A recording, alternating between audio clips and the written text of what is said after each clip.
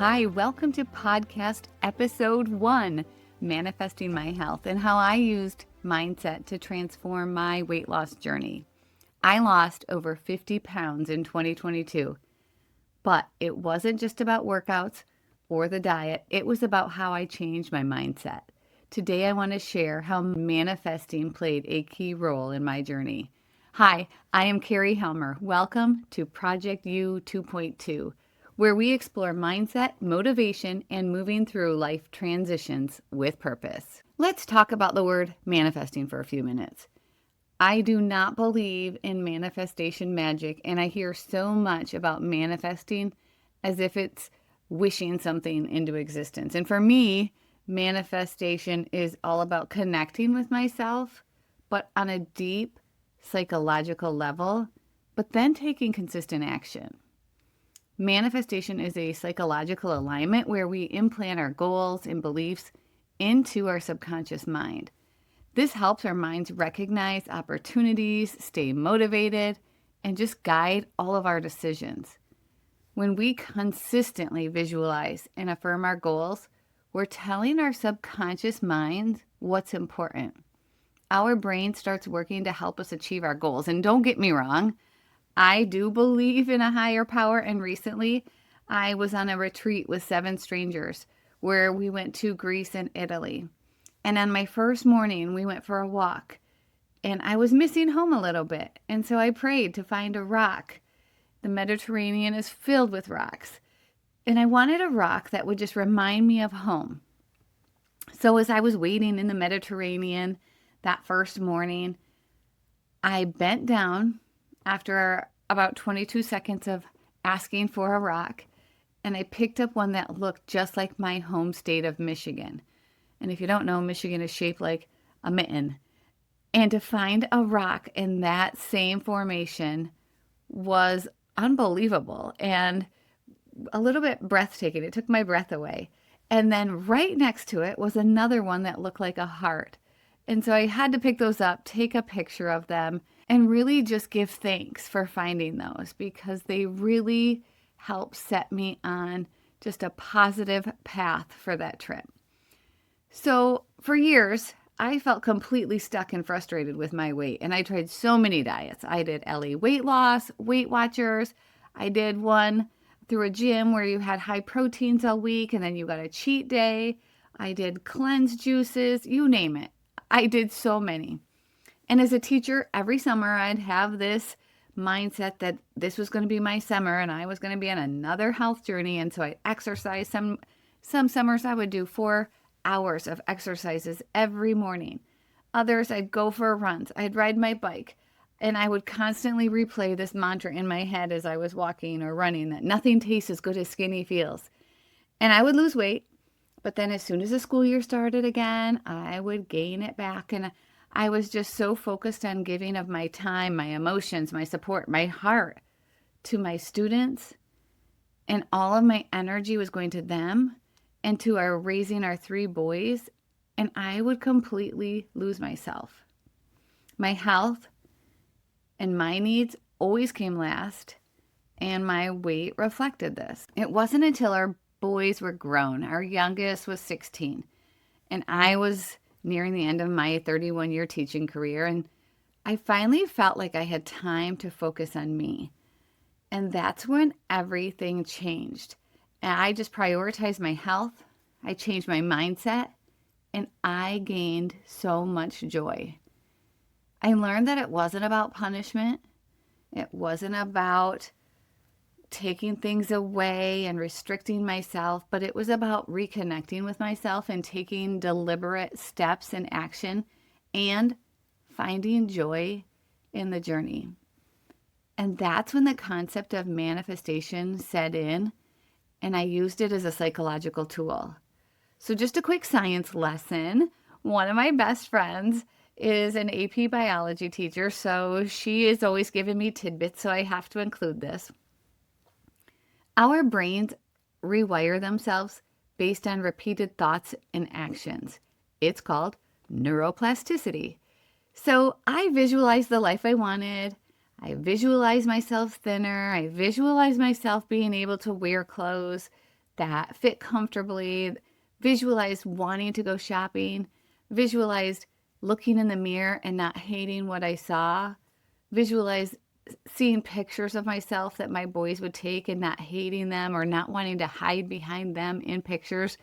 And quite frankly, they were all right around the 6 foot mark. So there's no hiding behind them in pictures anymore.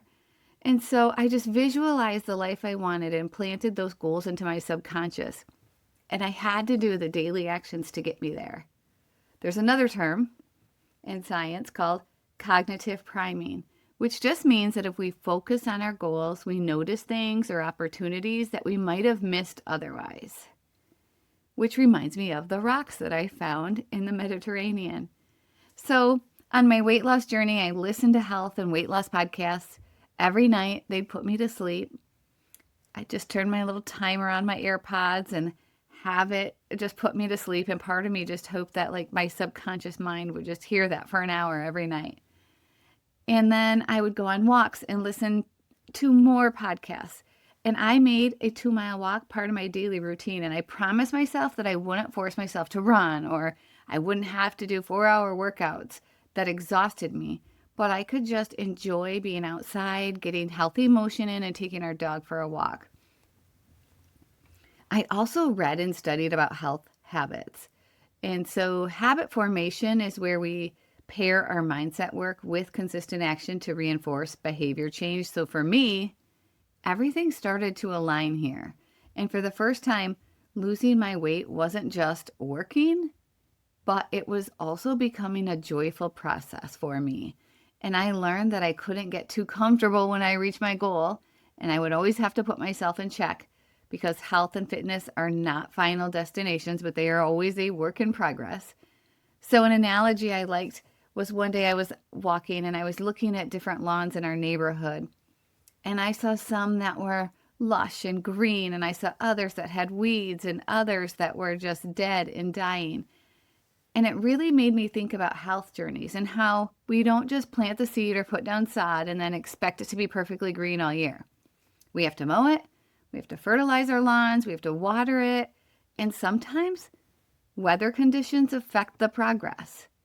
My husband loves to take care of our lawn and it looks amazing, but he takes care of the lawn. He is consistently out there working on it to make it look like one of the best lawns in the neighborhood. There are seasons when the grass grows quick, and sometimes it looks like nothing is happening, but he's still out there. I've even seen him in Michigan mowing our yard in December just so he could say he mowed it and give it some attention. The lawn is always a work in progress. Our body and minds require the same daily attention, care, and patience. As a math teacher, I wanted exponential weight loss. I wanted quick results so I could get back to my healthy weight and then go back to my old habits. And I knew I couldn't do that this time. I'd learned that too many times before. I wanted to be at a healthy weight. I wanted to fit in fun clothes and find my joy again. Progress isn't exponential. It isn't even linear. Some weeks are harder than others, but every step helps and contributes to reaching our goals. When I did my weight loss journey, I was lucky enough to have my sister do it with me, and her mom even jumped on board. Whatever method you choose, it's a personal choice. We chose to do one that had 5 snacks laid out. The packages were portioned, and for me, it was just easy and didn't involve any food prep time. That was key for me during my busy school year and being a mom of 3 boys. There are always struggles, and I didn't drink alcohol during this time. So when I'd go to book club or out with friends, I had to transition to club soda with lime. And did I love it? No. But I knew it was helping me and it was a step in the right direction. And I knew that that part was temporary and that I'd be able to trust myself and include some things back into my life after I created some of those healthy habits. I also had to give up snacking, and I made my dinners easy. I would just buy rotisserie chicken and veggies, or I would make taco meat with a salad. I knew I couldn't make things too hard because making it easy was critical for me to stay consistent. And I also journaled. I ended up creating my own journal that I kept on my counter so that it was out in clear view every day, all day, just in eyesight. And I would document.